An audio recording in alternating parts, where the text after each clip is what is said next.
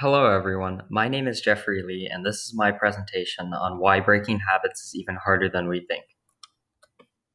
We tend to think that habits and addiction are only caused by willpower, and too little willpower equates to a habit that you can't control.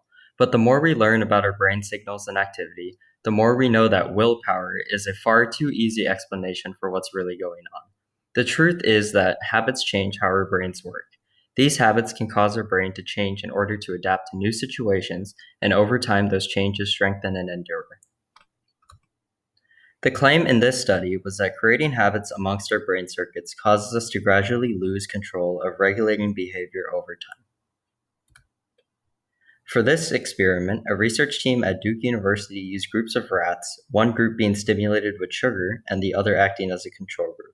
The mice in the study were trained to press levers to earn sugar in order to establish a consistent behavioral pattern. The researchers then studied the brain activity and signals associated with the basal ganglia, the section responsible for sending go and stop signals to the rest of the body.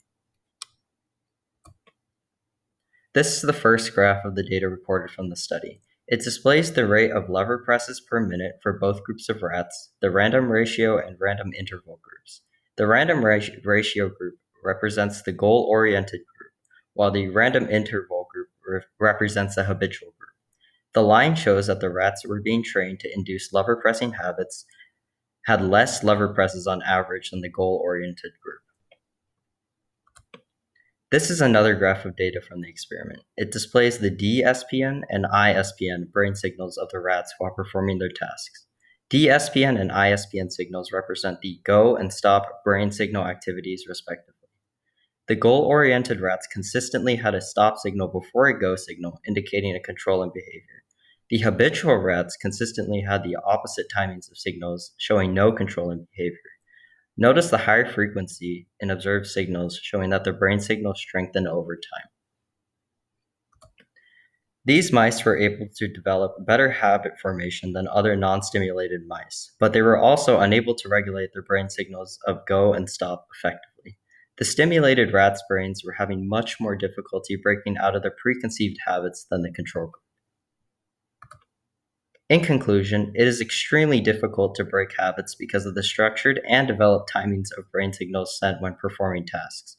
If we want to stop creating habits and addictions, then it is important to not establish behavioral patterns that can negatively affect our mental and physical well-being.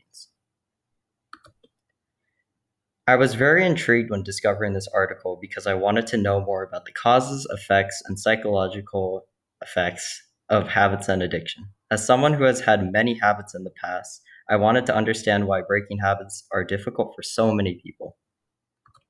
Here are the references that I used, and thank you for listening.